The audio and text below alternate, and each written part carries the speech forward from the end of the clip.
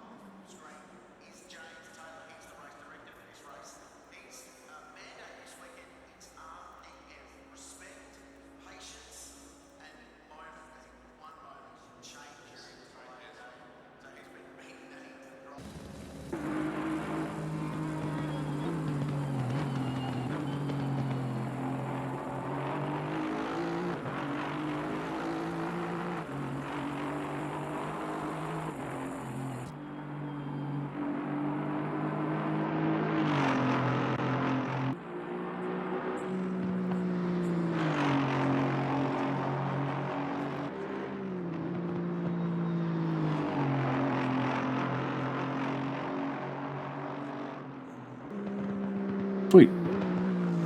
We're sitting here in qualifying. Am qualifying. It's a 30-minute qualifying session, split it between the three classes, 10 minutes apiece, starting with the AMs and then the silvers and the pros. The format for this race, normal point scoring, would you have points for each class. So you would have your cars fighting within their own class for points. But the way this series is set up this time is it is a single point structure. So depending on where you finish the race is how many points you're going to get. So we'll have AMs fighting with silvers and silvers fighting with pros and so on and so forth. So there is no being nice in this race. It's everybody's going to be out for their own. So we've got the AMs out on track now, and we got Bruce Hopkins coming in. I think he's going to be the first one to set a time. Actually, he might be on his warm-up lap still. Yeah, I think he's going to be on his warm-up lap. Tires take about 5 minutes to heat up, really, in the new patch. So we're looking at about 2 laps. And this being a longer track, that's going to be about half of your qualifying just for your tires warm up. So you've got about 2 flying laps to get it done. Yeah, which is definitely not a lot of time, especially with Bathurst being very unforgiving. One little mistake and that's it. You're done. Yeah, that's what we're going to be looking for is people dying coming down the mountain and the dive bombs into turn 1. There's not a whole lot of places to pass on this track. No, there really aren't. I mean, you're looking at basically the last couple of corners where there's a really good opportunity to pass. Other than that, you're pretty much stuck behind the train. So whoever you're stuck behind, that's going to be your race right there.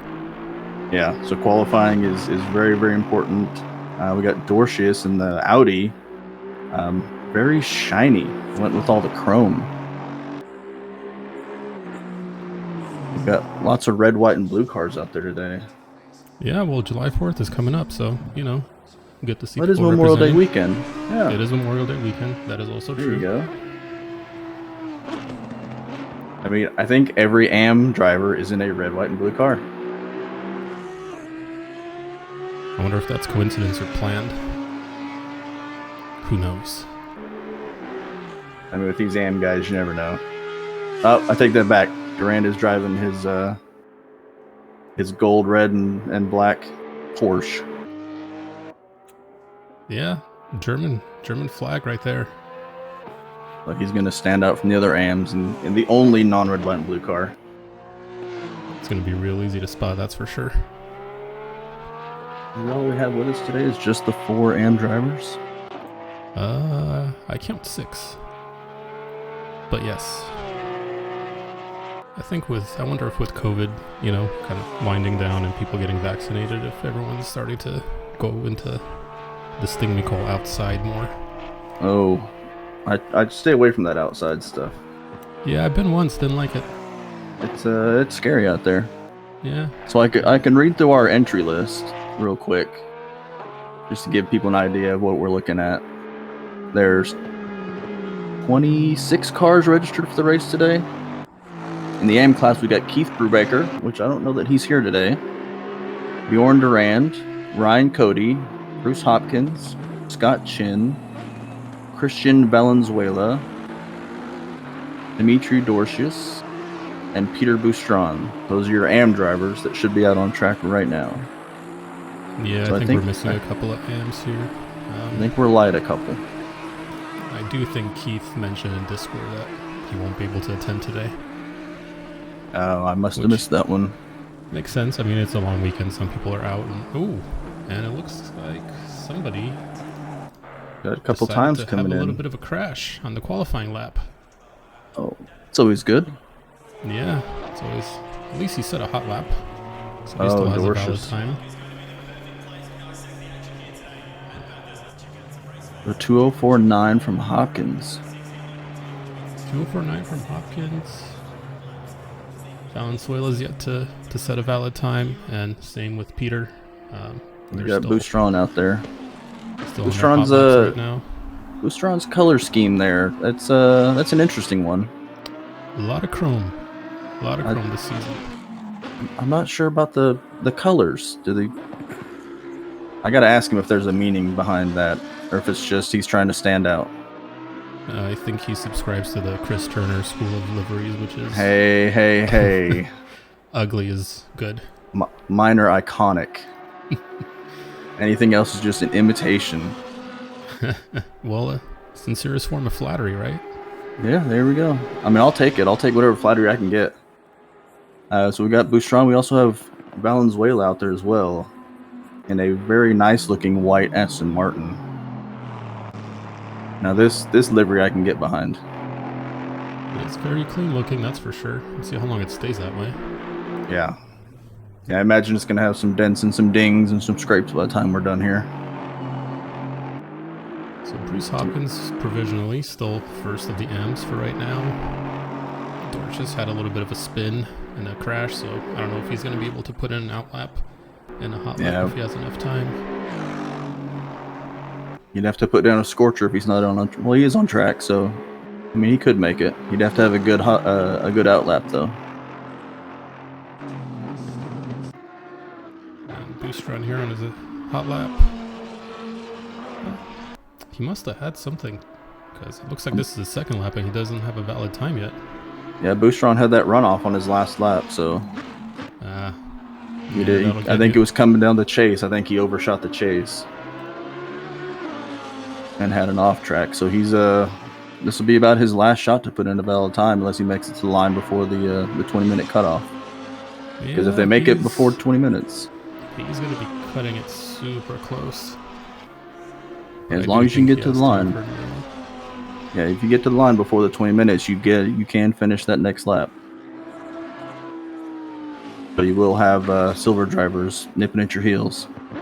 So right now, looks like Chan is about 1 second up on his last time, so he actually should be able to. I don't think that'll give him enough to go any higher than he is now. Ooh, that was a little bit of an off. Yeah, he's about 4 seconds off of the pace from Durand. Valenzuela puts in a time. He's on the board. So I've been racing with Bruce in some of our the multi-class Mondays that we do here at New World. And Bruce is getting a lot quicker. I mean, he's picking kind of random cars to drive to test himself. Yeah, but, he was in the Porsche last season, wasn't he? I believe so. He's giving me a couple runs for my money in the Monday races. So what you're saying is you're getting slower. Yeah, that's what I'm saying. Either Bruce is getting faster, or I'm getting, and Bruce drinks on Mondays, so he's getting faster than me while he's been drinking. Ooh, Boostron up into P4. Yeah, we don't condone drinking driving. Now, drinking and broadcasting, that is a go. Yes, that is actually recommended. So Boostron into P4. Yep, so right now it looks like AM standings are Hopkins, Dorchis, Durand, Boostron, Chin, and Valenzuela, and now the silvers are going out. Valenzuela may have had another chance, but he just had an off track, so he needs to bring that back in. He's going to get yelled at. A couple of new faces here this year, or this season, I guess. Rados, I don't think I've seen him before. So Rados and Billingsley are a team. You can see them both in the Lexus. They joined in one of our endurance, our 2.4 endurance races, a couple months ago, and they did really well. They had kind of an iffy pit strategy. I think they pit 3 times in a race where you only need to pit once, maybe twice. But they are team drivers and they work together really well. And Billingsley is really quick. He showed up in one of our Monday races one time and pretty much smoked the field. So if he can stay clean, look for him to be up at the top, probably in the top 5 or so.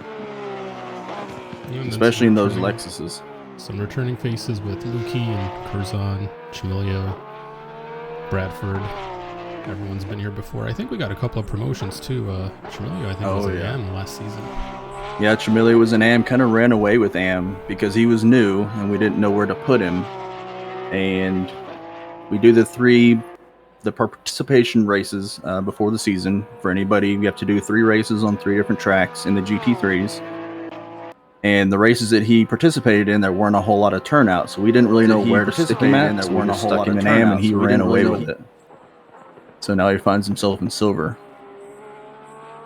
He'll be battling against Lukey, who is my favorite to win the silver class. Yeah, I know he had some really good battles with Alves last season, which should be interesting, even though they're in different classes. But like you said, we don't really. AMs are free to battle with silvers. Silvers are free to battle with pros. Absolutely. Somebody needs to rail in Valenzuela because he is back out on track. Yeah, I'm sure somebody will be. I'm going to have to holler at Fair. I'll holler at Ferris here.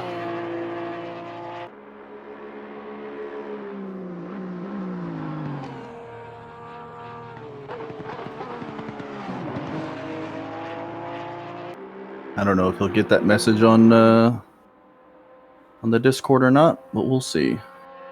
Yeah, it looks like Bradford's up for his first flying lap here. Interesting paint job also. Looks like a lot of clean kind of color themes this season. Yeah, Bradford usually uses that kind of light blue color. He's got a little bit of the chrome stripe thrown in there. But you'll start to see these guys. Yeah, I did think for a second to tell people, hey, if you want to run custom liveries, just send them to the broadcast team. But then I don't want to melt down my computer.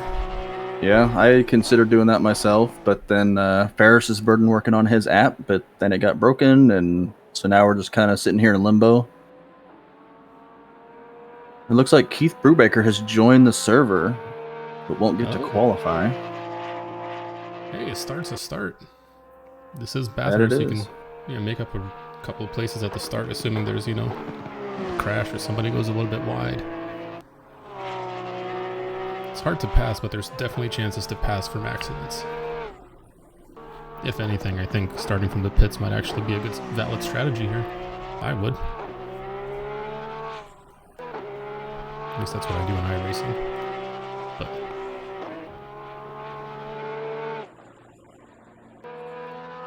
trying to get the message out there to Valenzuela to pit. Wide in the chase. That's going to invalidate his lap. He was about to set down a pretty fast time. Also, it's gonna bite him a little bit. Yeah, I watched Chamilio because Chamilio races in the ACCSS European League as well, and I watched his final race yesterday at Donington, and he was having some issues with that car.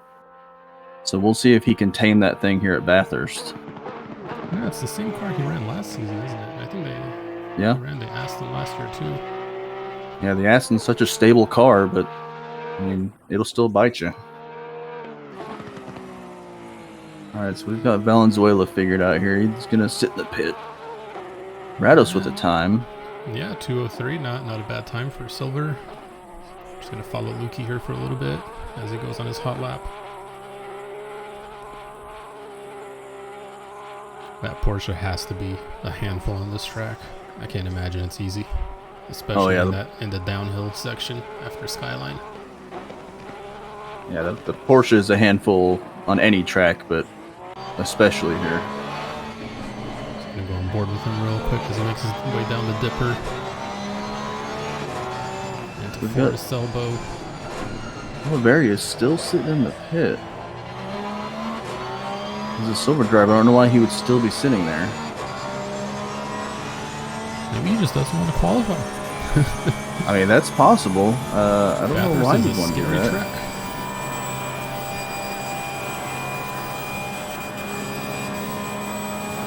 It'd be interested to see if anybody can actually make up some places on the Porsches here on the straight and after the chase, because I know it's not the fastest car in a straight line, unfortunately.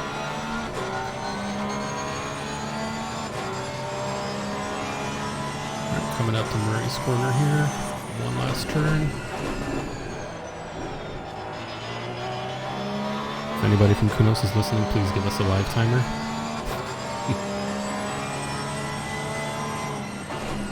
Oh, not a valid time. Okay. So I've got Oliveira out on track now.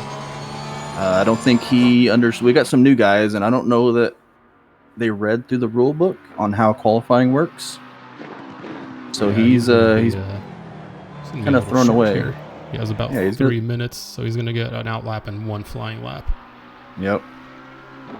It's a learning experience, folks. Interesting new guys car coming choice. I don't think I've ever seen anyone run the old McLaren. Is that the old McLaren? That is the old McLaren. That is not the Silver 20. That is a brave man. The rear end looks completely different. Yeah, that is the old... Oh, and as I say that, he just hits the wall. Oof. So that's going to end his qualifying before it even got started. Yeah, that's not going to be a good look for him. See if Rados here can improve on his provisional silver pole of 203.8. He's close. He's a little bit behind where he was, but if he can get a good downhill section and get through the chase pretty cleanly, he might be able to pick up some time. Chameleo's got about a 1/10.5 off his time. Coming down the hill into Forest Elbow. See if he can hold it together through the chase this time and not go wide, because if he goes wide, he has one last lap and that is it.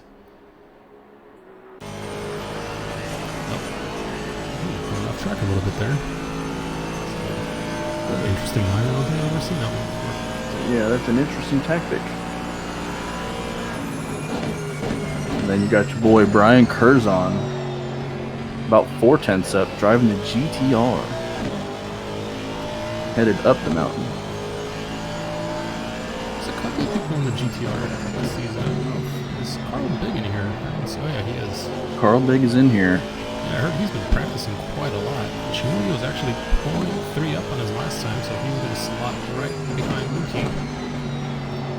Curzon a half a second up. It's not going to jump him anywhere, but good to see him improving on his time. Lukey's 3/10 up. Chameleo's 2/10 up. We could see some people moving here in a minute. But Bruce still sitting up there in P2. Yeah, splitting the silvers. It's going to be an interesting start for him. He's got Lukey right behind him and then Rados right in front. See, if this was Thiago, he would give up spots, but I have faith in my man Bruce. He's not going to give up anything. Nope. So I think our field today, the most people are in pro. Yep, we had. Unless I'm wrong. Yeah, we've got more pros than anything that showed up today. Partly due to some promotions,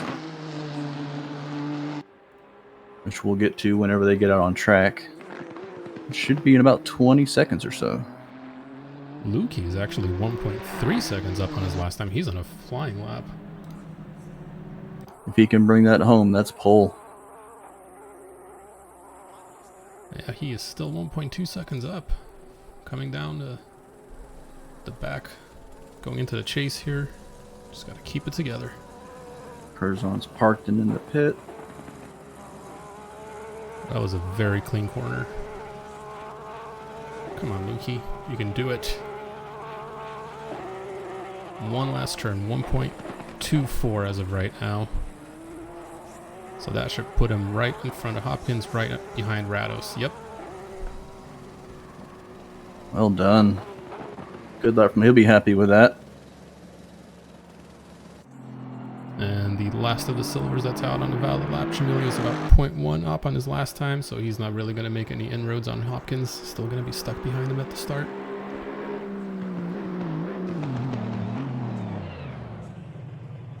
Old Bruce.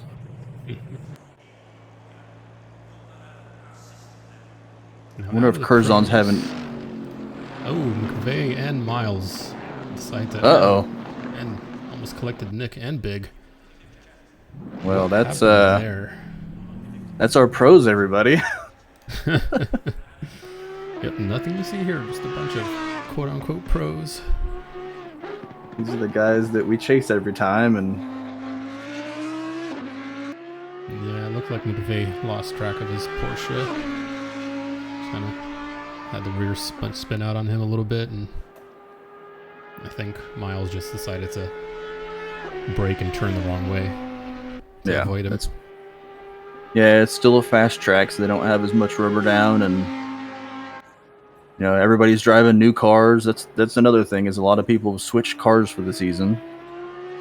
Especially your boy Ferris Sadie, finally getting away from that Aston. Yeah, let's go on board with him, see if he can do anything good in that Audi. We're coming up here on the start-stop straight. We're going to go into Hell Corner. Nicknamed Hell because it's a hell of a corner. It's really easy to go wide and lose it. So it's keeping it clean. Could have gotten a little wider there, I think, but that was a very clean line. Playing it safe. Going up the mountain straight. Kind of a important uphill section here. There's some chances to get a good draft and then pass people coming up into turn 2. Got somebody in chat saying there's a weird echo? There was, and I think I fixed it. Oh, okay. Maybe a double audio source or something like that? Yeah, I have about 6 audio sources going. Oh, lovely. I do not envy the lead broadcaster. I just get to sit back and watch people drive race cars. Yeah, me neither. Whoever's doing that job has nothing better to do on a Sunday, that's for sure. Oh wait, I'm doing it. I'm still keeping it together, getting a little squirrely here.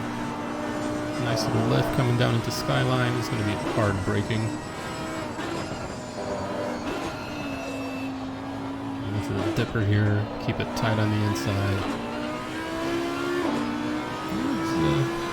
It's got a good line through here. Braking really hard for Forrest elbow. Got to keep it really tight on the inside, but don't touch the wall. Because if you do, that is it. And then you have to get a really, really clean exit for the Conrad straight. This is a really, really important straight. There's a lot of good passing opportunities if you get a better exit out of Forest elbow here. You probably make up a couple of spots. Get that draft. Yep. That good suck coming down the straight. Flat and then hard on the brakes again for the chase.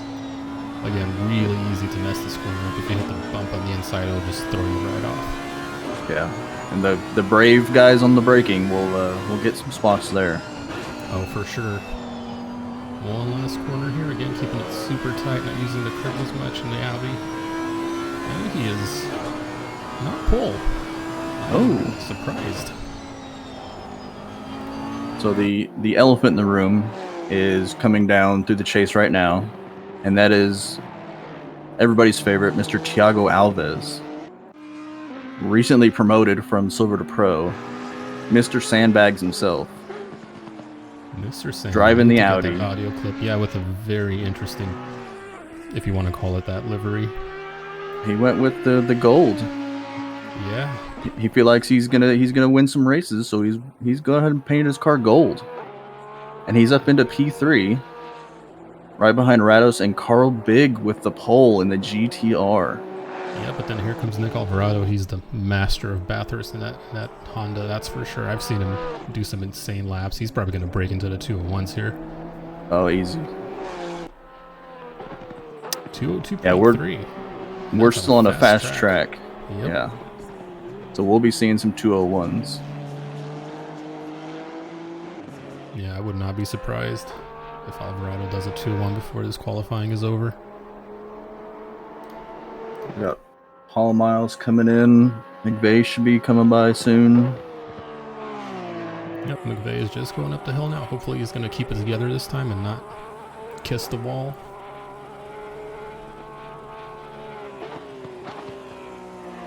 That Porsche sounds so good in this game. Carl Big is half a second up on his previous lap. Mr. Blackout. Beveridge is actually 1.2 seconds up on his last lap. So that should move him up quite a bit. Dylan Beveridge, who was rocking my number 9, With asked in chat earlier if anybody was running 9, 10, or 11 so he could run an actual livery. So hopefully he does my number proud. He'll surely finish higher than I would. He's still 1 second up coming up into the chase here. So he should, as long as he keeps it together and doesn't ruin it on the last corner, he's going to make up a lot of spots. He actually should slot right into 6th or 7th, if my math is right, which it probably isn't because I can't do math. 4th. So Carl came across the line 1/10 of a second behind Alvarado. And you have Tiago, who just improved his time to take P3. Mr. Sandman himself. But the gap between 2 and 3 is 1.1 seconds. Yeah. So this is going to be the Alvarado and Big show. Sadie's usually up there with him, but he's, like we said, he's in a new car. He's not as quick as we would expect. He's about 0.7 seconds up on his last lap, which would put him actually right in 3rd. So 1st and 2nd are very close together, about 1/10 of a second splitting them, and then you got 3 through 10, which are less than a second apart. Which is about what you'd expect. Ferris, I don't think Ferris did any practice before this race. He kept saying, I need to practice, and I don't think he ever did. Arrive and drive. Yeah. But this is Ferris running in VR with that sweet sim hub setup he's been working. That's what he's been doing with all his time, is working on his setup and his overlay, not driving the car. He cares about the viewers. You gotta do it for the viewers. Yeah. Well, he is 1 second up on his last time, so he's actually gonna get 3rd here unless he bins it in the last corner, which I don't think he is. I mean, that's what we all expect. We expect Alvarado, Big, and Sadie to fight each other. I mean, that was... Carl Big won last series. Sadie got 2nd. Alvarado got 3rd. Alvarado here about to cross the line and get on his hot lap. Let's see if he can keep the momentum going and keep that pole position. Carl Big is in the pits, so it looks like he's not... Oh, that's not good. Alvarado with a little off track there. Big is in the pits. Alvarado had a little off track, and there's a minute left, so they're going to be 1st and 2nd, provisionally. And I think Big is happy with that time, considering the car that he's driving. He struggled with it at the Suzuka 2.4 hours that we did. Or no, we did Barcelona. We did Barcelona, and he had just the worst time. Kept spinning, his tires were overheating, his setup was bad, and he's been practicing almost every day. I've seen him on stream, joining public lobbies to practice avoiding cars and working on his lines, and it looks like he's got that car figured out. Yeah, I heard that he was practicing a lot in public lobbies with that GTR, which if there's one place where to learn accident avoidance. Oh. Broom got into the wall there. We got Sadie. Is that Sadie backwards? That looked like Sadie, so he's actually in the pit lane sitting. He's not going to have time for another lap, so he's provisionally in 3rd. We saw Groom with a little wall tap there. But Billingsley is actually up on his last time. He's about 0.1. Nick Cahoot's 7/10 up. It is enough to move him into 3rd. So let's see if he can hold it here. Nick is about 6/10 up, so if he knocks that off, he might jump Sadie. 4th, yeah. He can hang on to it all. So Billingsley actually lost a little bit of time there. He's now down on his last lap. He got a really bad exit coming out. Oh, Nick in the Bentley. Such a beautiful car. 0.1 down on his best lap. Coming around the final corner. Nick into P3. Stole it from Sadie. And that green and purple Bentley. Who's actually still improving. One of the last players to actually improve. Oh, Alves. Thiago Alves up a couple tenths. Yeah, so he could jump up into 6th if he can hold it. Paul Miles here. Let's see if he can move ahead of Brandon if he holds this time. That car sounds like it's topped out. Does he have an extra gear? I would sure. No, the Mercedes just sounds really weird. It's not my favorite car in this game. It's very understeery. But he is holding. He's actually 0.5 up. That was a really, really clean. Oh, we went up to P11. Nice. Jumping in front of Bruce Nick there. Alvarado up on pole. Carl Big in second. Nick, the other Nick, the better Nick, down in third. Ferris in fourth. Billingsley, our new arrival this season, in fifth. Beveridge in sixth. Mr. Sandman 7. Another new arrival, Rados, top of the silvers in 8th. Eric 9. And then Lukey to round out the top 10. Biggest surprise has been Sadie, actually. He's not looking that confident on this track. Yeah, P4. He's usually up in the 1, 2, or 3 spot, but I don't know, being 7/10 behind Big and Alvarado, that's going to start to mess with him. And he's got Billingsley right behind him. And Bruce sitting in P12. This is why we're talking about the single point structure. I mean, he's ahead of a pro and 3 silvers. Yeah. So that's a lot of points that he can get there. Yeah, same with Lukey and Rados. They're ahead of a couple of pro drivers here. Now, one thing I'm wondering is, I'm not too sure about this, do we also do demotions at the end of a season? Or is it one of those things where you can only move up? I think we would try to put people more with their skill level. So I imagine you could be demoted. It would probably be a conversation with that driver to see if they want to drop down or if they just maybe had some bad races or if they missed a week or two, or if you've got a driver that is just not keeping up with their class, maybe they feel that they'd be better, or maybe that class has just gotten faster because a lot of these guys are getting quick.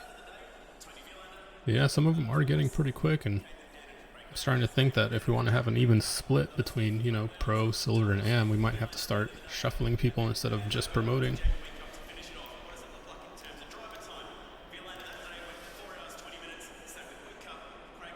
So we had talked about doing a driver briefing before the race, but I don't know if they're wanting to do that. I think it's just take off and go and see what you can get.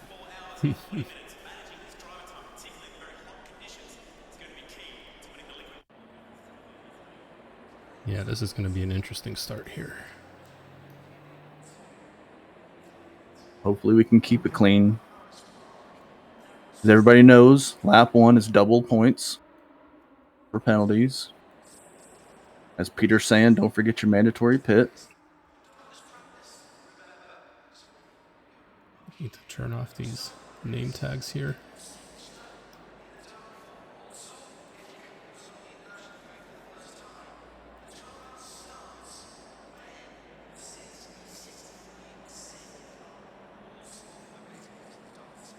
Here come all your red, white, and blue cars.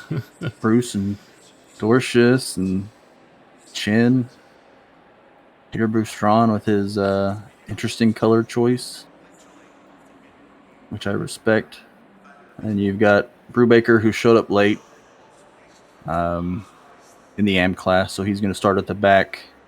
And then Oliveria, who I don't think knew how qualifying worked. So he's going to be at the back as well.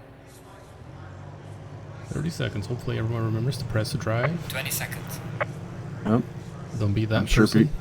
People in chat will be yelling, don't forget to press drive.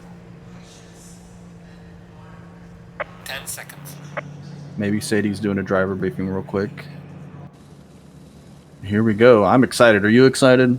I'm pretty excited. I want to see what happens. This is the mountain. This is going to be a good one. This is doesn't a really great. mean anything. This is a great week 1. So we have a full lap warm up. Full lap The warm guys up, can get the HUD. tires warm. Can go as fast as you want, as slow as you want. It's basically up to Nick to either keep the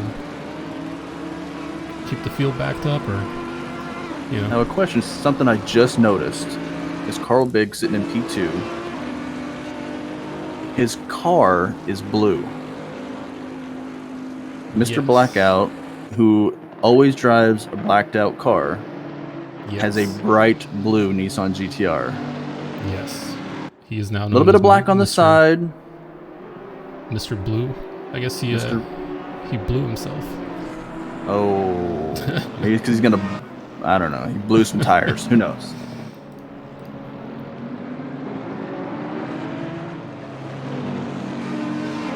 As they're going up the mountain here for their formation lap. Alvarado up in front. Mr. Blackout in the bright blue car. You see that car from space. Nick in the Bentley. It's a wide boy to get past. That's going to be a tough one for Ferris if he tries to make a move. Bentley's one of my favorite cars to drive. Right-hand drive, so it's fun. Yeah, it's a handful though. Makes coming down the mountain a little bit trickier because you got, forced elbow. You got to hug that left-hand side, but you're on the other side of the car. Yeah, you got to be really comfortable with how wide your car is at that point.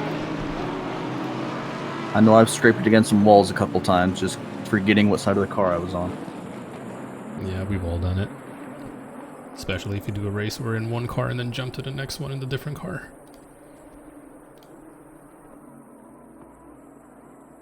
I'm gonna ride on board with Mr. Sandbags.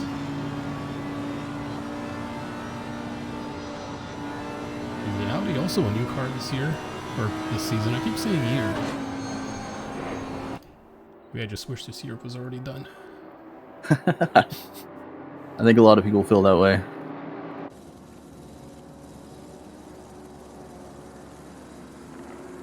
Alright, coming up into the chase, couple corners here before we go green for 1 hour. One mandatory pit stop. You must refuel. Or, sorry, you must change tires. Refueling is optional. So, it'll be interesting to see if anyone does decide to not swap tires. I don't know why you would, though, because it's a 30-second pit stop no matter what.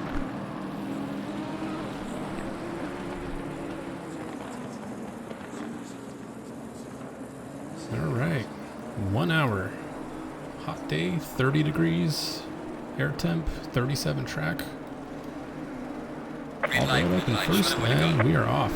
So he got a pretty good start here. He's actually pulling away from Big a little bit and going up into Hell Corner.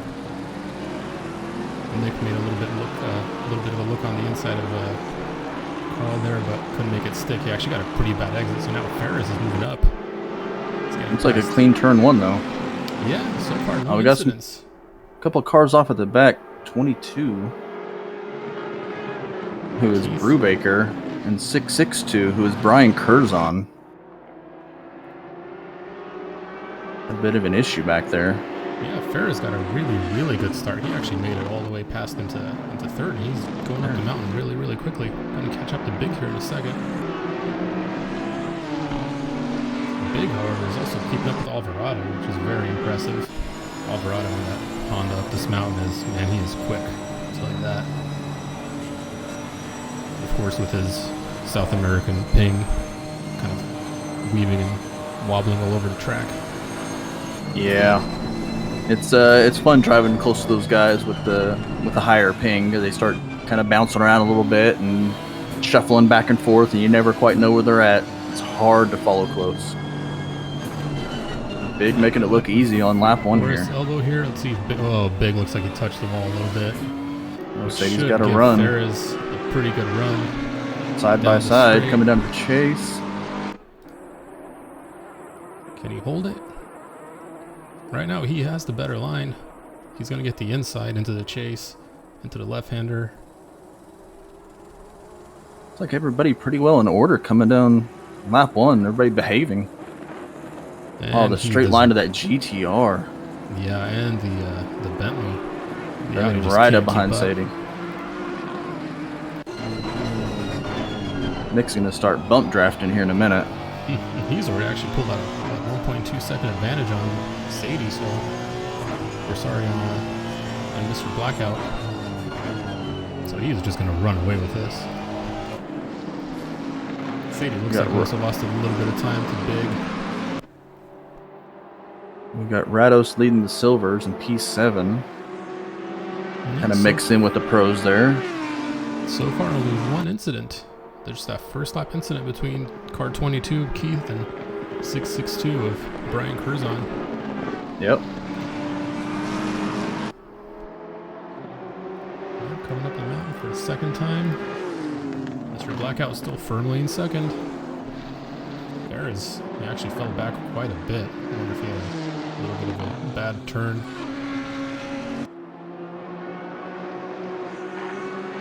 It looks like 1, 2, and 3 kind of space each other out. Yeah, not a lot of close battles. I was hoping there would be a little bit more of a tighter field, especially with some of the silvers and the lambs. I think this is the closest battle we have here. Chimilio, McVeigh, and Hopkins. And Chimilio is going to peek on the inside of McVeigh, but he doesn't go for it. It's not a place where you want to pass or even try to pass. Got Groom right behind Alves, who was right behind Rados, coming down the mountain. Let's see if Chimilio here can get a really good exit and make something happen on this Porsche down the straight. We know that the Porsche doesn't have the best straight line speed. Yeah, if he can get a good run out of there and get some draft, should be able to scoot by McVeigh. Yeah, it doesn't look like he can do it though. McVeigh seems to have gotten a way better exit. Looks like Bruce is kind of holding up that little pack there. McVeigh tucked right in behind him.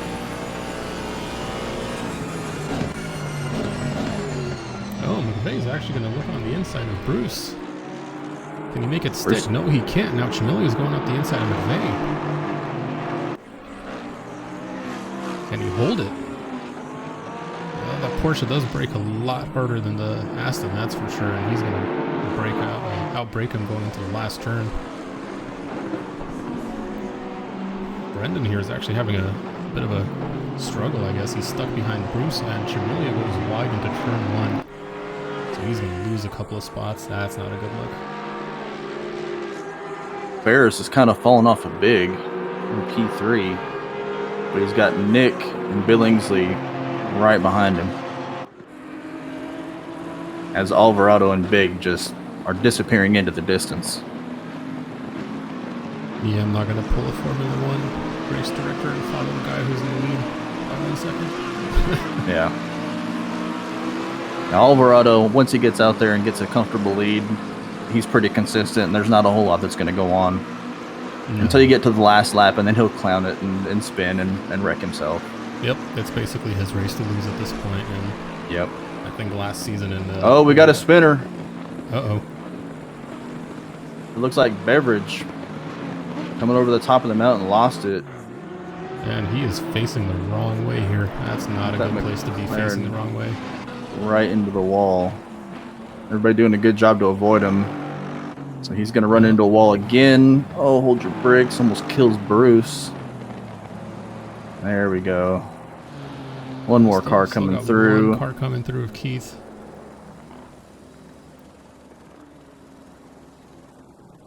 Yeah, Brubaker's far enough back. Poor Beverage. Yeah, and that's what happens at Bathurst. Once you're off, it is really hard to recover. It's Yep. really hard to get your car pointing the right way again.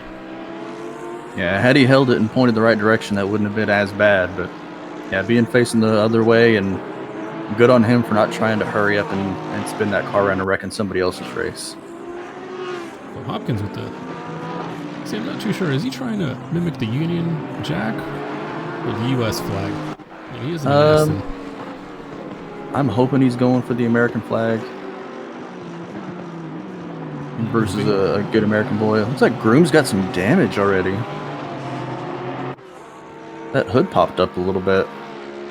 Yeah, it looks like he collected either something or somebody on his front end, so he's going to get a little bit of aero damage going down the straight.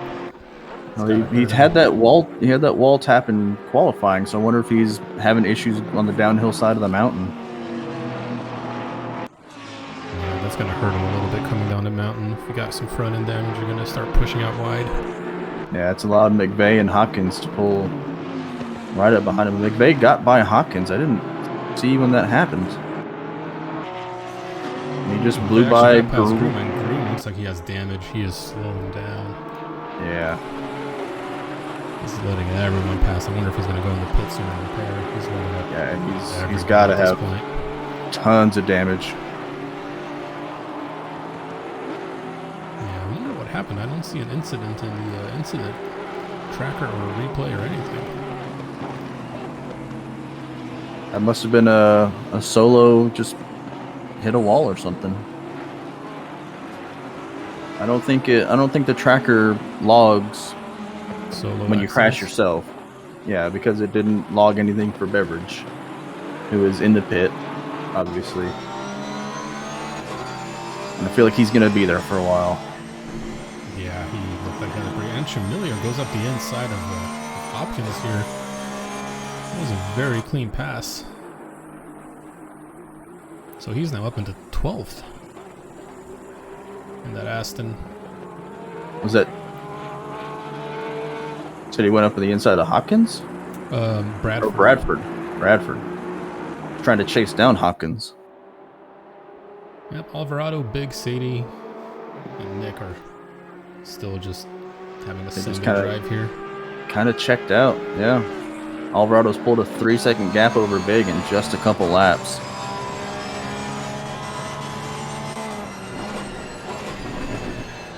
Yeah, that was a very clean pass from Chameleon and Bradford down the straight. That's for all the points, basically. They're the same split. So Alvarado's best lap so far is a 2:02.4, which is half a second faster than Big's best lap. Yep. And they're the only two cars to hit the 2:02s. Yeah, we got a couple of 203s, a bunch of 204s, and then we're going down to 207s, 208s. People kind of trickling out from there, but Alvarado this is just a Sunday drive for him. Groom is in the pits. Probably fix that front end damage that he was clearly suffering from in the last lap. We got the man Kenny in chat asking what happened to Groom. It looks like Groom had an issue in qualifying where he had a little wall tap coming down the mountain, and we think that might have happened again in the race. He's just having trouble getting that car to turn in, and now he's just losing positions. Lukey here about to catch up to Miles pretty quickly in that Porsche. He's not going to get it down the straight, though. There's no way that Porsche's going to pass him. Mercedes down the straight. So Groom was in the pit. Miles pulling away. Groom coming out of the pit. Looks like he's repaired his car. So that's his one pit stop done. So he doesn't have to pit anymore for the rest of the race. So massive undercut? Yeah. Super calculated. Just fill it up, fuel, change your tires, and just hope you make it 50 minutes without anything happening. Lukey and Miles. These two had one of our more infamous incidents on Kyalami last season. I almost said last year as well. Last season, where coming around the next to final corner, Miles had to evade a car that was sideways on the track, and Lukey went to go around the entire incident and collected Miles, which spun Miles into the pit and gave him damage. And that was oh, we got an incident. We got Boustron. Looks like in the last corner. It's Boustron and Oliveira. Oliveira has a lot of damage. Yeah. Yeah. Boustron and Oliveira got into it. Yeah, he's got a hard right-hand turn there. He's gonna have to tow that. He can't even make it to the pits. He's gonna. Their accident was actually past the pit entrance, so he'd have to do an entire lap to get back. Clearly, he can't. Boustron's soldiering ahead. He's got a bit of damage, kind of like Groom had, but he's able to get around the track. So that's only Miles here. Incident number 2. He is catching up on the mountain portion, but as soon as they get to that back straight, there's nothing he can do about it. I mean, yeah, that AMG straight line speed, that big motor grunt. It doesn't matter how good your exit is. It doesn't matter how good you are, unless Miles does something to basically ruin his own race. He's going to hold him off for as long as it takes. Yeah, Miles got that horsepower going up and coming down. No replacement for displacement. And there's just not enough tight turns to give the Porsche the advantage. Yeah, and even when you do, it's in the mountain. I mean, you're not going to pass anyone going up the mountain. But they were both in silver last season, and Miles got bumped up to pro because he won the silver class last season. But it shows that they're still battling. And there's Chameleon coming up to Hopkins here, so looks like he's catching up pretty quickly, so you should dispatch him fairly soon going into T1. Oh, yep. Which he does. Bruce, I don't know if Bruce let him go there. Bruce is such a gentleman. He is a gentleman. I think I need to talk to Bruce about the point structure. I don't know if he knows. But yeah, Bruce is one of the nicest guys you'll ever meet. He ranks up there with Mr. Alves. You got Billingsley about 4/10 back on Nick. Yeah. Between that and this one on track, Chamelia was this other, if you want to call it a battle, and then there's Valenzuela down to 17th, half a second behind Chin. Yeah, Scott Chin, who missed last season. I'm glad to see him back. Out there getting some practice, getting some laps. It's, we've been doing this for about a year now. Yeah, this is our 5th season.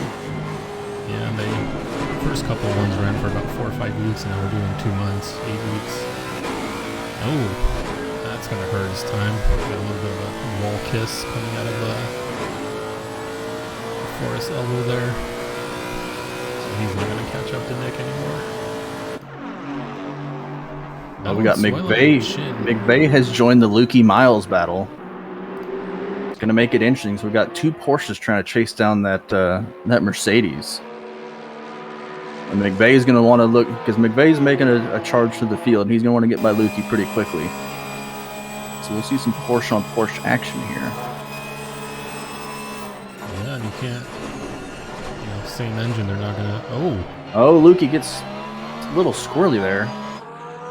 Yeah, McVeigh He's not giving it up. Well, he has the inside line coming to the last turn, so he's going to break way over there. Just let it go. Live to fight another day. You still got 45 minutes left in the race. Yeah, just play it safe. No point in doing anything stupid. Gives Miles a lot of breathing room. So he's now it's about 3 seconds up on McVeigh. So he can rest easy. Yeah, but this also gives Lukey a pro driver in the same car to follow. So maybe there's a bit of a line that he wasn't taking right that he can watch McVeigh. Pick up some tips as you go, get some draft. And it looks like Billingsley's stuck behind the back marker here in Oliveira. Got some blue flags coming going up and out, and he's losing a lot of time. Just checking on Alvarado. He's about to start lapping cars. Yeah. He's coming up on Groom here, who's back out on track. But he's pulled out almost a 7-second lead. A Sunday drive. Just out cruising. Probably got some Netflix on in the background or something like that. Did I have that in Argentina? I don't know. I don't think his potato computer would run it. So we got Valenzuela coming into the pit, but driving through the grass to do so. I think he overshot the pit road.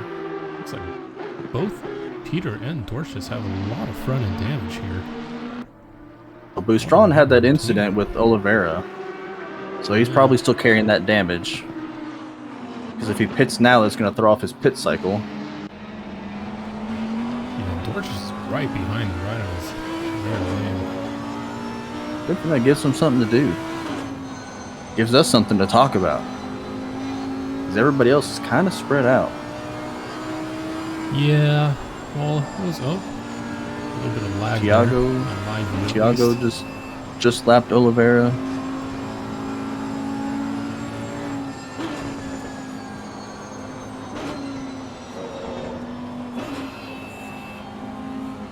Got here, yeah. Dorcius on Bustron. Even Lukey and McVeigh and Miles have spread out. If my memory of ACC is correct, and he's actually going to go for it in Forrest's elbow, and he does make it stick. There you go. That was a very clean pass from Dorcius. Very nice. I'm sure Peter has a very interesting story about bears and sunroofs. He's probably filibustering right now. Yep. But that's part of Peter's game. Really good senator. He just talks to throw you off, and then he lets you go by him in Force Elbow.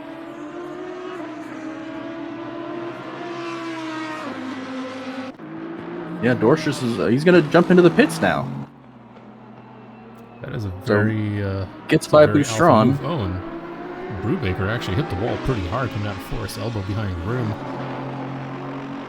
So he's gonna have some damage, that's for sure. He's probably doing a lot of looking in his rearview mirror right now because he's got P1 bearing down on him. And we know how Alvarado does when he wants to pass you. Yep. Passes He's gonna give you spins out. He's he's gonna give you a little flash. Oh, and well, Brubaker is not an issue anymore, Yep. as he is now parked against a wall. Some blue flags coming through. Yeah, it looks like Veg's actually made up some really good time on the miles here. He's about half a second behind now. He used to be 3. Baker's out without any incident. He's got Billingsley coming up right behind him into the last corner. Runs way wide to let Billingsley go.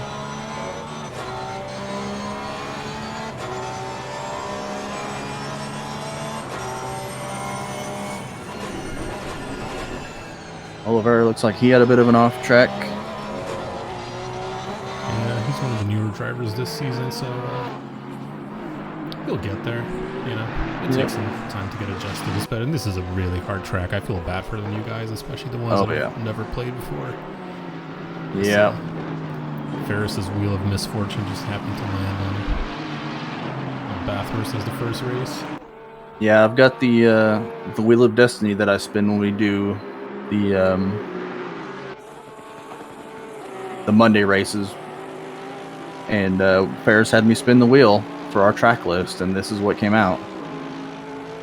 And when I spun it and it came up on Bathurst, it was like, "Are you sure?" And he said, "Yeah." So here we are. Trial by fire. I mean, if you stick through this, it doesn't get much worse. Yeah, it gets easier from here on out. It's about as tough as you're gonna have it. So let's look at that list. So we've got Bathurst today. Next week is Suzuka for week 2. Week 3 is Kyalami. Week 4 is Imola. Week 5, Mazzano, which is one of my favorite tracks. I know everybody hates it. Week 6, Zandvoort. Week 7, everybody's favorite, Paul Ricard. And then week 8 is Spa. Can't wait to fall asleep during Paul Ricard. Get your newspapers for that straight away. Yeah, there's not a lot of action going on track now. Everyone's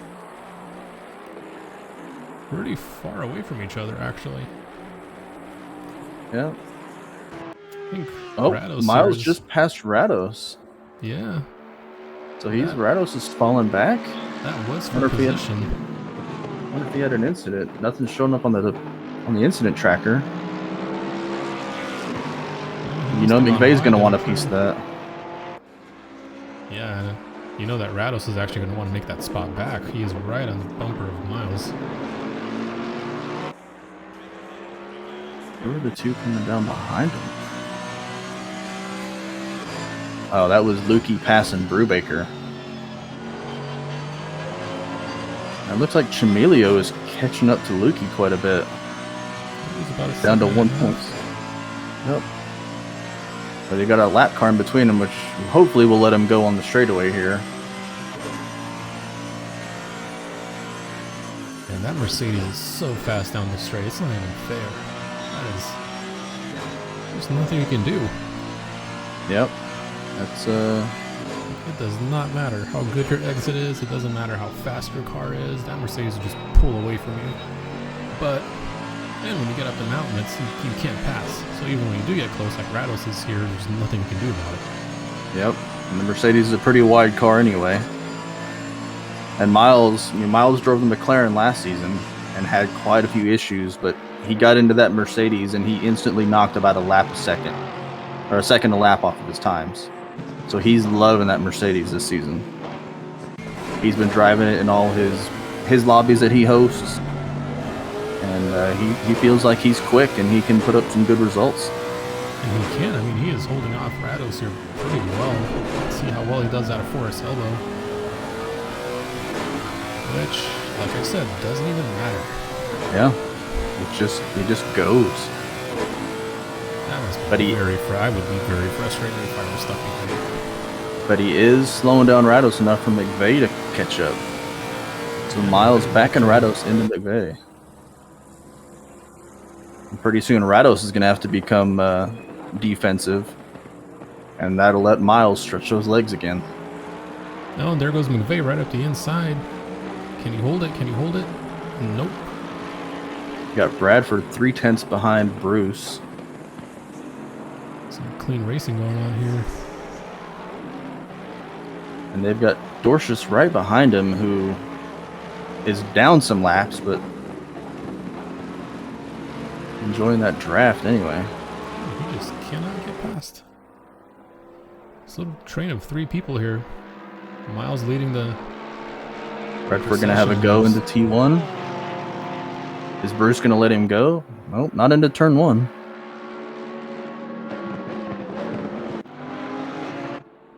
Well, they're coming up the mountain, so I know that the Porsche doesn't have the best top line speed, but he can definitely outbrake Hopkins here. Yeah, and he does have that draft. So he'll get some help on that one. And now there's no other place to pass until you go right up to 4-7 and go back on the straight again. That's the unfortunate part about Bathurst, is the only 2 places to pass are really good for you if you're in a Porsche. It's just 2 straights. Yeah, now you just have to sit there and wait and bide your time and try to stay close instead of a wall. Yeah, just put enough pressure and hope that the guy in front of you is going to make a mistake, go wide a little bit in the skyline, or kiss the wall, or basically anything you can get. The fast left-hander that starts the downhill, and you hope people either run too wide and hit that grass or something, but it looks like Bruce has got this Aston dialed in. Miles still pulling away down the street. This is so funny to watch. Every time Rados gets even close, like, Miles just pulls away going down the straight. Yep. Mercedes power. Yeah, Oh, Bruce has got a pretty quick too. Bruce has got a big jump on Bradford coming down the hill.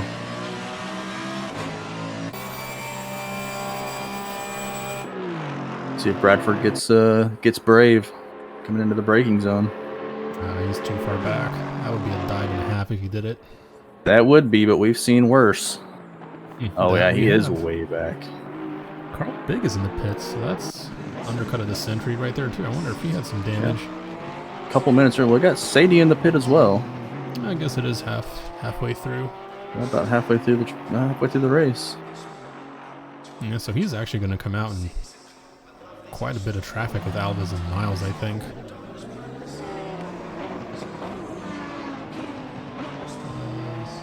Sadie's on the move. Dropped even more than that.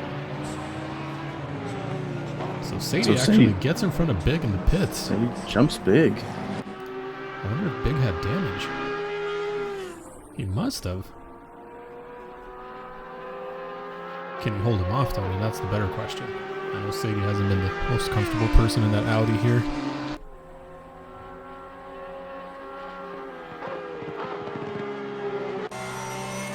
Uh-oh, we got Bruce in the pit. I wonder if this is part of his strategy. Brendan and Rados and Miles are still trying to figure out who's going to go first, who's going to go second, who's going to go third. We still can't get past Miles here. Now at this point, what do? Do you just say screw it, and pit early, and hope that you get in front of him in the pits? I would. If you feel like you're stuck behind Miles, if you keep catching up to him but you just can never get past him, you got to pit and get out from behind him. Try to get some clear air. Maybe get the undercut if you can get in and have a good pit stop. But yeah, you're just wasting time if you keep bumping up behind him and you can't get by. You gotta do something else. And Sadie's actually pulled about 1.5 seconds on Big. Jamilio half a second behind Lukey coming into the final corner. So whittling away that lead that Lukey had on him. I mean, if there's 2 places to do it, it's down the straights in that Aston. You can catch up that to any Porsche really quickly. Oh yeah, yep. That's probably where he's been catching him. See if you can. I think it's too far back to do anything going up the mountain here. Yeah, he's not going to have enough speed, and he's not going to get enough draft going up there. But just keep closing that gap. Keep working it down. And he's brought it down almost like 1.2 seconds. Looks like McVeigh did decide to pit. Smart choice. Rados, though, can't get past Miles. He's got to be frustrated. Yeah, I mean, at this point, cut your losses, take a pit, refuel, change your tires. Looks like McVeigh did exactly that. Sitting in the pits, getting some fuel, get some tires, let those guys run off. We got Big behind Sadie. Yeah, we got Big about 0.8 seconds behind Sadie. He's too far to really do anything. Kind of hoping that Rados here is going to put a move on Miles. But so far I've been left disappointed. Every time Miles gets on that straight, it just rockets away. And you keep holding your breath, wondering if something's going to happen, and then just nothing ever does. Oh, there goes Miles again. Yep. Now Big is stuck behind the Oliveira back marker. Uh-oh. Through pretty quickly without any incidents. Yeah, it's good on Oliveira to get out of the way and but he let him definitely lost through. some time. He's about 1.7 seconds. Oh, back. Dorsch just bounced off the wall and almost killed Sadie. that's a pucker. Kurt Brown.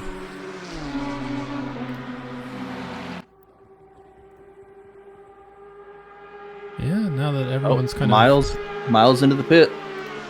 Miles in the pit. So Rados is free to run. So Miles must be sweating from holding up Rados that whole, about 4 or 5 laps here. I can imagine Miles has not read his chat this entire race. He has been hounded for the last, 20 minutes? Pretty much, yeah. Rados must be super happy to have a lot of clean air in front of him now. He's got about 10 seconds on until he hits Alves. You're halfway through. Keep pushing. And Alves is... I know we've only done one round of pits, only a couple of people have pitted, but he's up in the third, and he's actually running some pretty decent laps. Yeah, he's flying. Mr. Sandman. I need to get a sound. He ran a 204 flat for his best lap.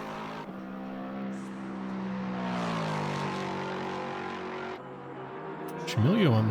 Whoa, what is going on here? Uh-oh. Oh, that is unfortunate. Oh, no. Chameleon got that is by the back marker. You hate to see it. He was doing so well, too. He was actually catching up to Lukey.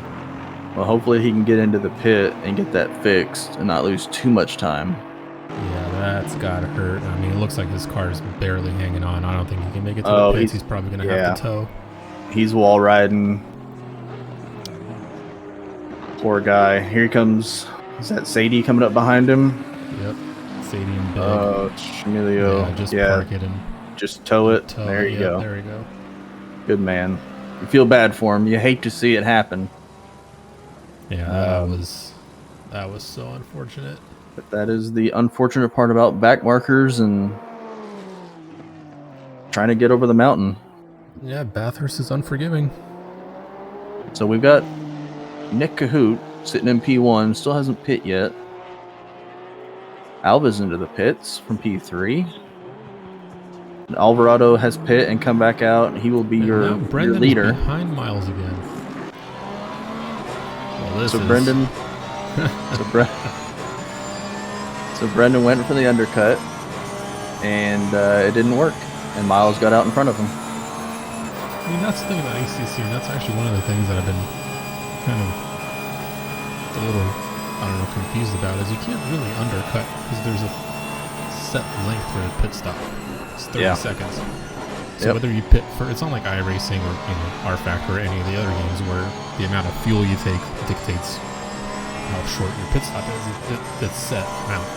So might as well not. There's no strategy involved. Yeah, the only thing that changes that is how quickly you enter the pit lane, like how good you are at getting it shut down right before the line, and how well you can stop in that little box.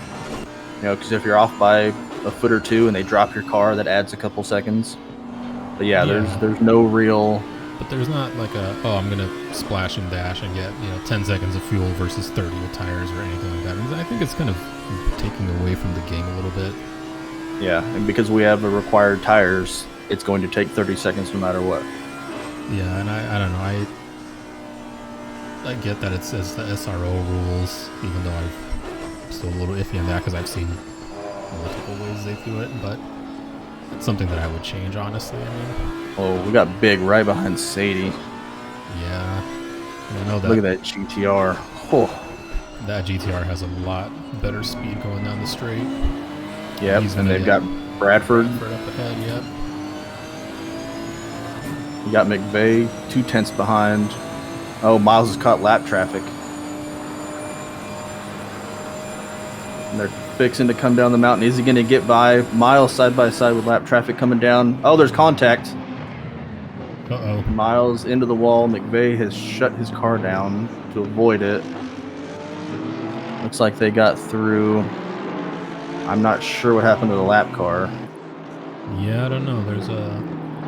Oh no, he's still in front. My director assistant, oh, he's hit the wall again. Yeah, Miles has a lot of further damage here, so this actually could be an opportunity for McVeigh to get right past him. So that's Valenzuela. Top end speed for sure. He has rear end damage too. Yep, that's Valenzuela. It's hit the walls a couple times, trying to let people go by coming down the mountain. Yeah, McVeigh, you can hear him lifting here. He's not going to try and make any dirty moves.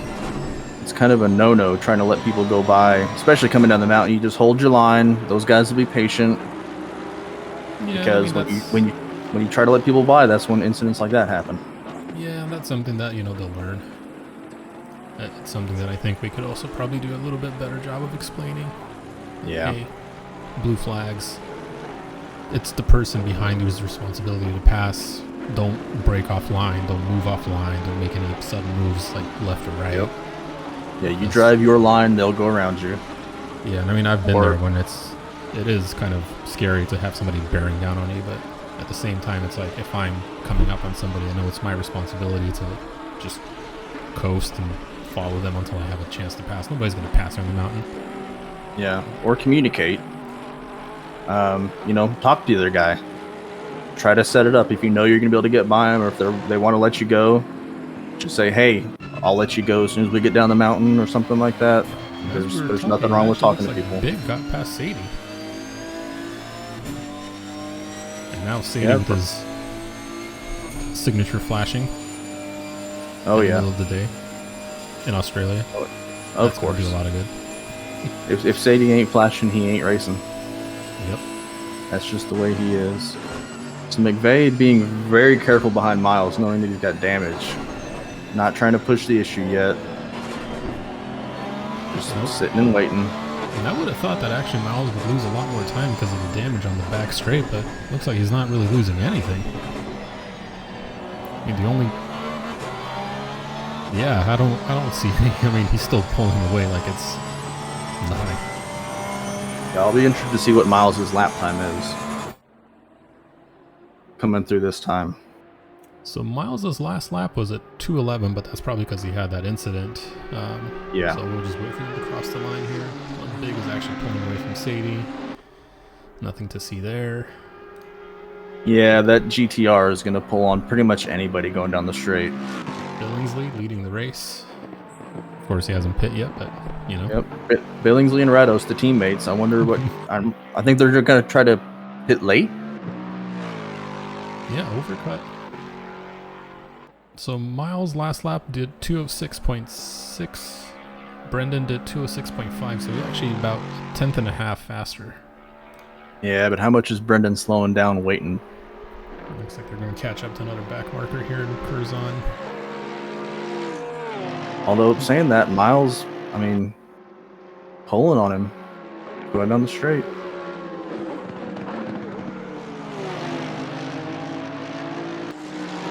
We got Sadie 6 tenths behind Big.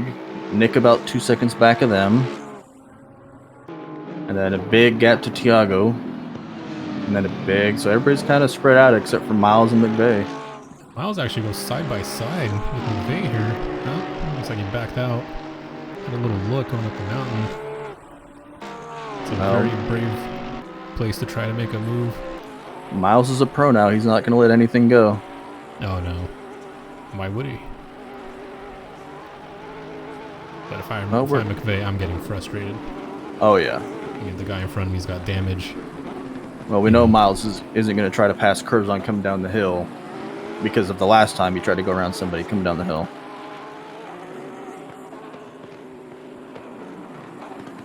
Yeah, McVeigh is probably hoping to get, to use Curzon as a pick or something like that, or to get some more draft. Got Curzon flashing, letting him know that he's going to go. Let him go. So Curzon will probably lift, maybe break here. Yeah, it looks like he let both of them pass pretty quickly. Good on Curzon. Come on, Brendan, just outbreak him and go into the chase. He gets right up on the inside of him. Can he actually get a better exit coming out of the chase? And that Mercedes, man, is, I don't know. You got to pick your spots. And Miles is leaving the door open. He's not covering the inside. So Brendan. Oh, and actually Miles gets a little squirrely going into the last turn, and Brendan gets ahead. Yep. That's all it takes. Yep, just one tiny mistake. That's why you got to keep the pressure on him. But now Miles is going to come right back and put the pressure on Brendan. Or Brendan's just going to pull away. I guess it just goes to show that Brendan was really being held back by Miles. So Sadie is not going away. He's sitting half a second behind Big. Just harassing him going down the mountain. Yeah, but Big is one of those guys that's not going to get flustered by somebody chasing him. I mean, he's been doing this day in. But they are coming up on, I believe that's Scott Chin. Yeah, and Chin's just going to let him get Big is by. Sadie's trying to get that draft. That draft. He's flashing. Well, he wants the line because Chin is on the line. He doesn't want to be on the inside coming through this kink. Gets by.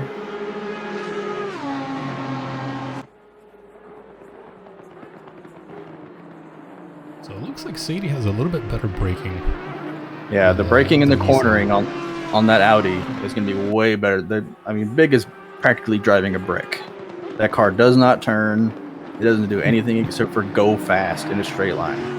Yeah, but half of Bathurst is a straight line. That is very true. And the other half is a place where you can't really do anything. And that's where he's going to pull out more of a gap. So he's half a second ahead of Sadie. And he's just going to... Got a little bit of a dirty exit going out of turn 1 here, but is it going to be enough? Doesn't look like it. No. And we got Groom, who's actually hounding Hopkins here. There you so go. He's halfway up the field after that crash? This is a lap 4? recovery drive. But here we have a pro behind an AM driver. Yeah, and there's a single point structure, so no incentive to give up positions. Yep. And they're being followed by Durand, who we have not talked about at all because he's had a nice, quiet race. Just kind of tootling along in 14th. Sitting P2 in class. There's a lot of these going on today. Emilio's in right on the back of Big. Is the Pint Series for new drivers? Absolutely. Yes. The Pint Series is for everybody. Yep. And you can join it. I think you can still join it. Yeah, I mean, I think we should allow people to join whenever. I don't see a reason why not, Yeah, it's not a closed registration, so you should be able to join at any time. I mean, you'll lose some points because you missed a race, but absolutely. It's only internet points. Yeah. No prize money. Just fame. It is weekly, yeah. Every week on Sundays at 3 Pacific. 5 Central, 6 Eastern.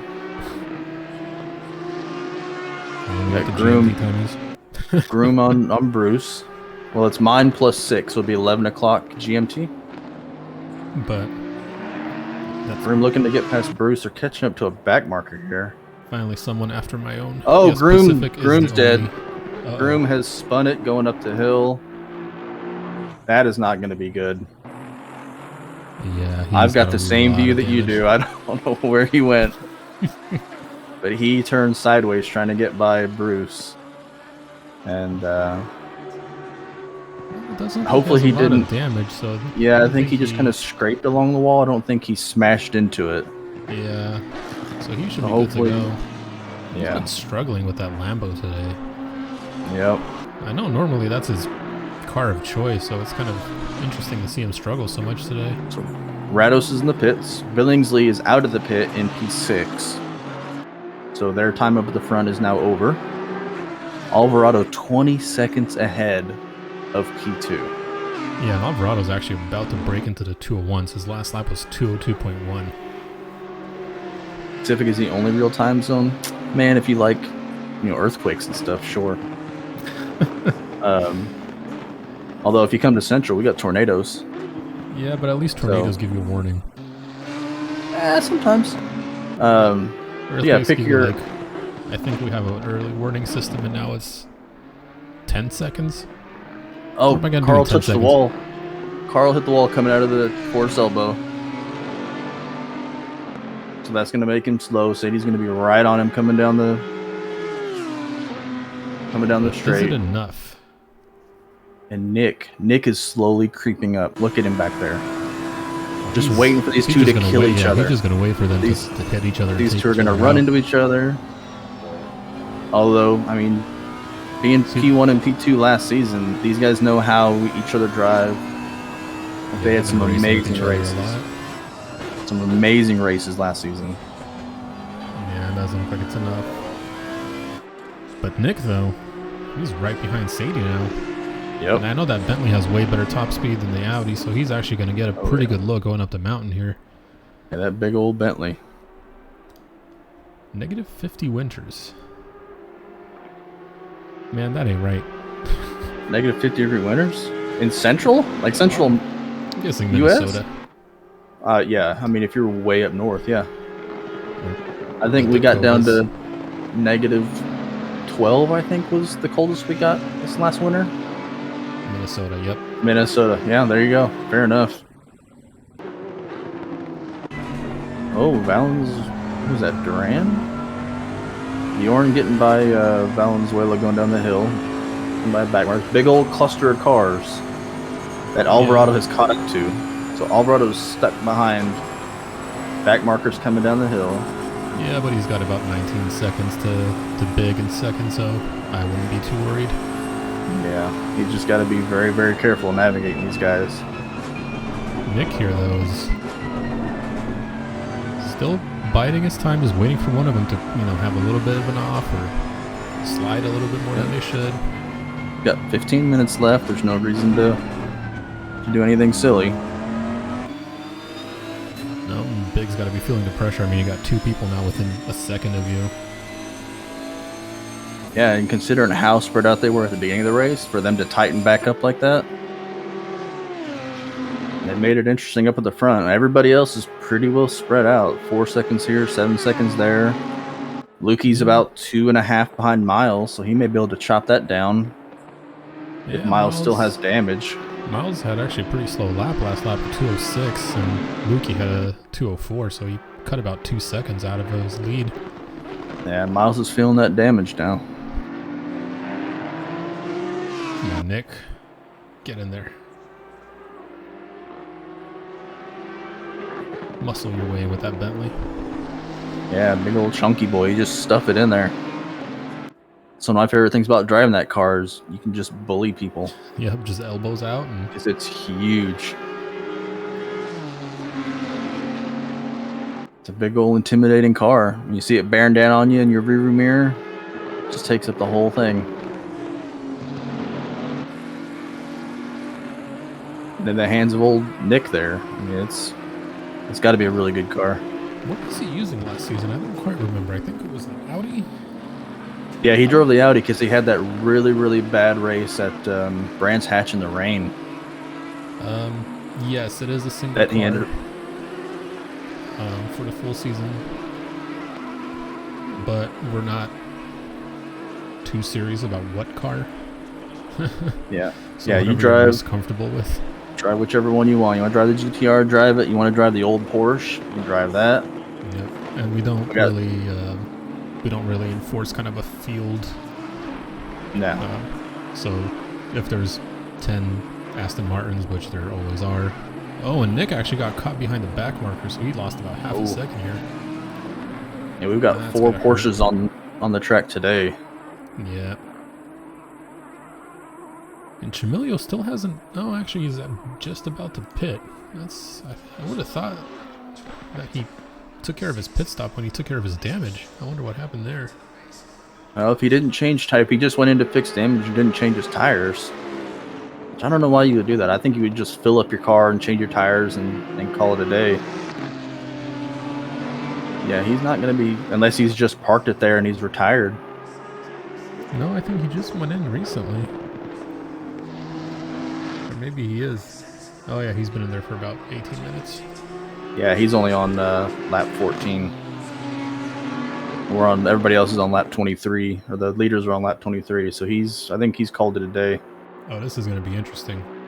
So Big is going to catch up to the back marker here going up the mountain. Which not back the marker place is you it? wanna be. Valenzuela.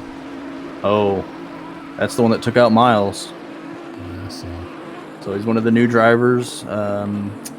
He's not in Discord, in the Discord chat, so he can't communicate.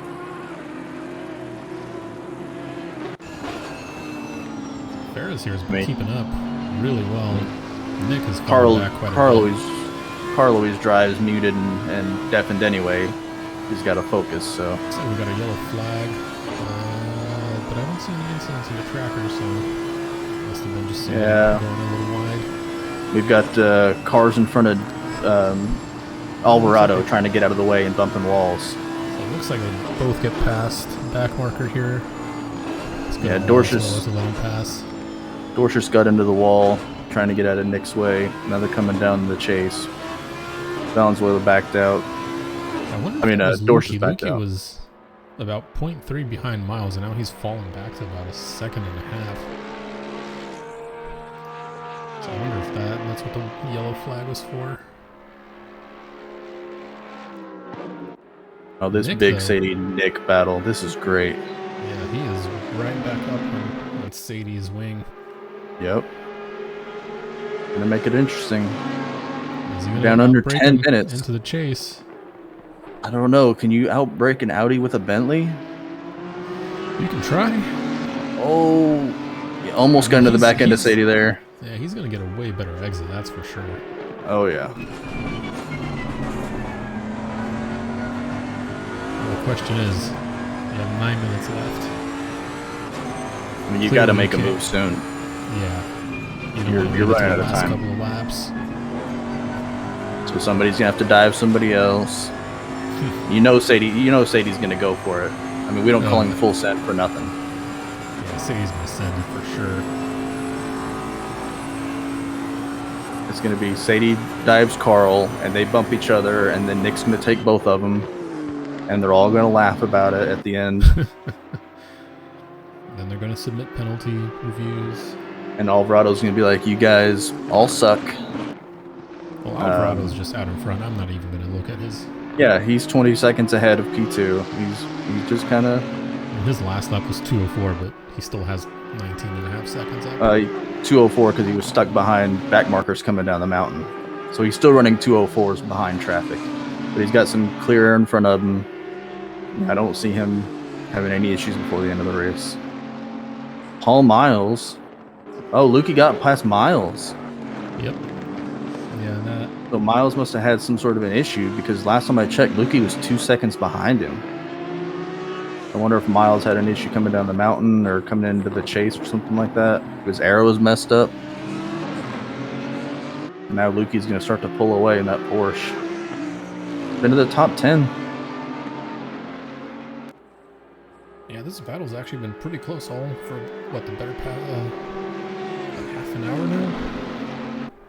Ever since the pit. I mean, Sadie came out right in front of Big, and then Big got by him. Oh, Sadie gonna make a move here. Brakes late, but nope.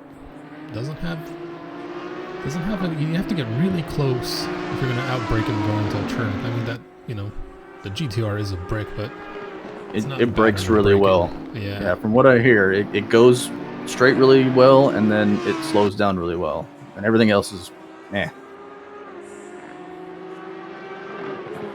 And there's no good corners to pass in for Sadie with the more nimble car, because all the corners are very, very narrow and there's walls everywhere. Yep, and there's nowhere to pass on the straight because you don't have enough power. Yep.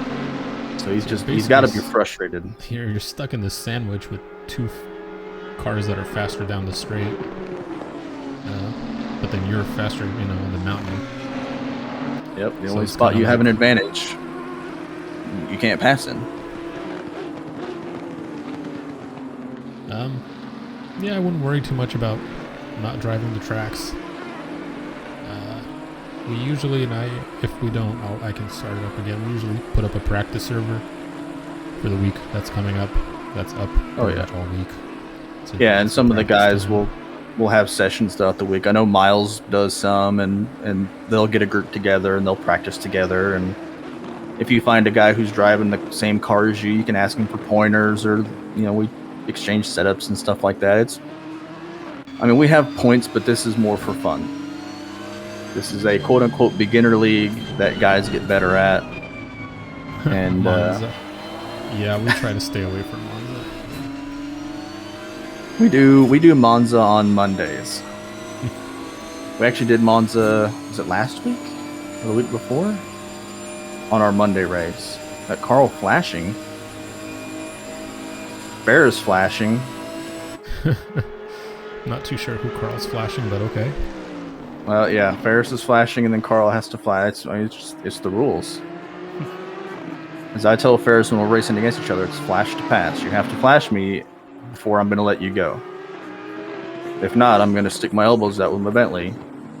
I'm going to make you sit back there. So we got Beveridge into 16th place. Yeah, after that 16th. Horrible crash on lap 2. He's actually about to go past Curzon here. Yeah, he's just trying to get some points. Yep. Salvage a little. I'm happy he didn't quit, because we have some people that tend to retire. Yeah, we've only had one retirement, and actually Sadie has fallen back now. So Nick got past Sadie. Oh wow. I was looking at the lifetimes. I actually completely missed it. I wonder if Nick got a better run coming down that long straightaway and then just outbroke him. He must have. That Audi. Or got it. Must have got up on the inside. I used to drive the Audi quite a bit, and I know it eats up tires pretty quickly. I said he looks like he's. Yeah, he's falling back quite a lot. Yeah, Nick is pretty pulled away. Said he might be having some maybe fuel issues or tires that are just wearing down. Because he did pit early.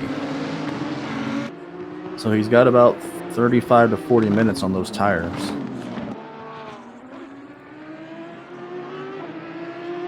And what's our track temperature? Right now it's 34. So it's pretty warm. They're probably cooking those tires pretty well. And yes, you can definitely bother anyone on Discord. Do not be afraid to ask. Oh yeah.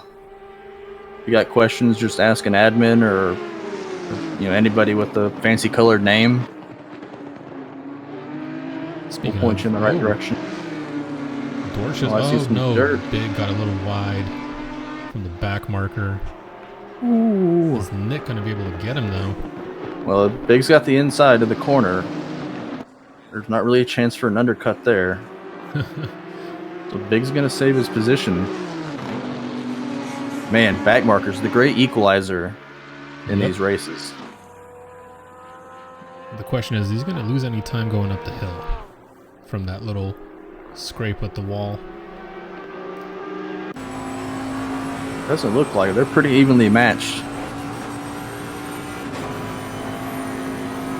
Actually interested to see the onboard of the Bentley going up the hill. I've never seen it from this point of view.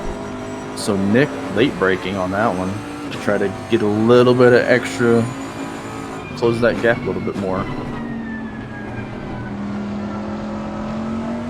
Hugging that wall on the inside.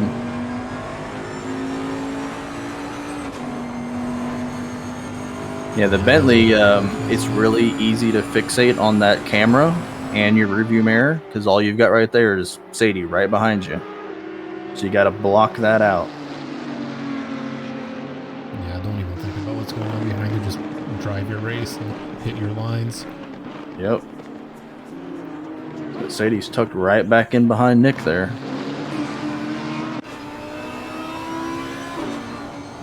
White? Is that a white? Oh. Oh, looks like we got some back marker, but he was out of the way. We got Alvarado coming down to the chase. Once he goes around that final corner, it's going to be the final lap of the race. The question is, does Nick have enough? Oh, we got a car off. Peter Boucheron has crashed in the chase, which is where 2, 3, and 4 are coming up to now. Leaders on final Oh, lap. that's a lot of... He sits there and waits. Good But lad. he took out the braking markers. So is that going to be a factor on the final lap? I don't think so. I think Big's experienced enough to where he doesn't even use it. Yep. If you're really comfortable with the track, sometimes you don't even need the brake marker. You just kind of know. Alvarado on his final lap, 18, almost 19 seconds ahead of P2. Got a couple of back markers, which he doesn't really have to try to pass right now. How long until we ban Alvarado? Make him go play with the big boys. I think there would be a riot if we banned Alvarado. I mean, this is Mr. Mouse and Keyboard, who somebody bought him a wheel. I mean, Who did that? Whoever did it, you screwed up by buying the guy who just made him faster. This is the guy who's got a set of Husingveld sprints that he can't even use because he doesn't have a rig. Oh god, And I don't even want to know what's going to happen once he gets a rig. Oh yeah, he's still using. And that's another thing about Alves. I mean, Alves sitting in P6 just got himself a rig. Yeah, I mean, it's definitely made him quicker. I know that he practices a lot and he puts a lot of effort in. Alves practices more than anybody I've ever seen. It's amazing the dedication that guy has. We got Alvarado coming down the straight head into the chase for the final time. Groom weaving in front of him, just having some fun at the end of the race. Yeah, now we got a back marker who promptly moves out of the way. Sadie has dropped quite a bit. Yeah, I mean, Off this of is Nick. the last lap, so we got about 2 turns to make a move here. I don't see it happening. So Alvarado and Groom are side by side coming down into the final corner. Alvarado around the final corner. He's going to be P1. The leader has finished the race. Just outclassed everybody today. Wasn't there? He never got challenged at all. No, it wasn't even close. I mean, I know that he's been using the Honda. He's done, I think last month he did 4 or 5 Bathurst races in a weekend in that car, so he's very comfortable with it. Big Cahoot Sadie 234. Billingsley's probably going to be your top 5. And we got further down the field here. We got Bradford. Actually, that's about 0.4 down on Miles. Oh, Bradford catching Miles. Miles is unfortunately still has damage and is just trying to do something here. Miles just trying to hang on to as many places as he can. But he's not that Going far down to the behind skyline. Lukey. I think if he makes that car wide enough and he gets a good enough exit out of Force Elbow, I think he's got enough pull on the Porsche to stay ahead. I don't know. That Mercedes is... You just look at it go. Yeah, I don't think Bradford has enough straight line to catch him. No. Saved by the grunt.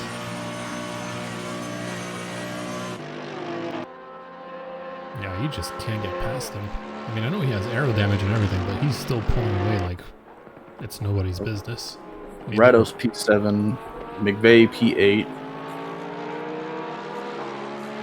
Lukey's going to be P9. Cross the line here. Hopefully he doesn't bin it in the last turn. Groom P12. That's actually a really good drive from him. I think Groom slowed down to let Oh, and Bradford Alvarado actually pass. makes it past Miles. Did he really? Did he get him in the last corner? He did. He is P10 Wow. and Miles is P11. Wow, pushed outside the top 10 on the last corner of an hour-long race. Oh, That He's is gonna awesome. be Miles is gonna be cussing the guy that hit him. I want to see this because that was great. Oh. Which car am I looking for? You're looking for car 81 81. or 669. Let's see this. So he's going down the last turn here. Does he get wide? What happened? Yeah, he goes wide. Oh man, that is Oh, Miles. Yeah, right the at arrow. last turn. Not being able to brake.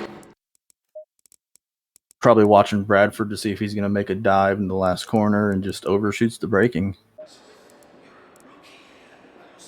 Let's see, Groom Car 98.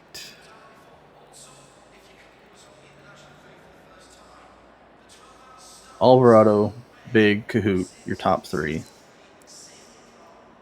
Where's car Also have to 98? look Car through. 98. I'm trying to find out what happened with Groom. So lap 1, lap 2. I mean, he's still up. Looks He like already has the lap damage. lap 5 is a long one. Oh, he's already got damage there. So here he's clean. He's still clean here. Oh, and he actually goes. Yeah, that was on Oh, in the last turn. Basically, he went. final corner. He's overshoot it. Yeah, he just went wide.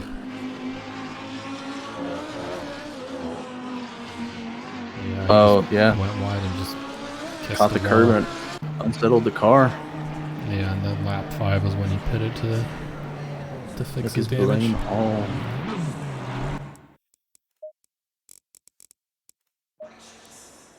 It was actually a pretty interesting race, That especially was a the good last one. couple of minutes there with Miles and. In only 6 incidents between cars. That's not counting all the solo people running into walls and stuff like that, but only 6 incidents on a Bathurst race for an hour. That's pretty good.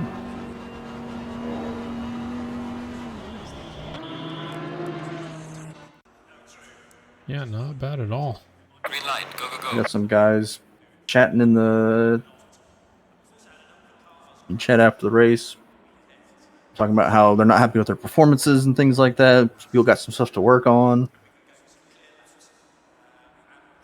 Yeah, well, we'll be back next week. Oliveira says his track does not forgive mistakes. No, it does not. No, it does not. So week 2, Suzuka coming up. That's going to be another good one. Yeah, Suzuka's week 2, a fun track. Same time, 3 Pacific, 6 Eastern. Thanks for coming out. Yeah, thanks everybody. We will see you next week.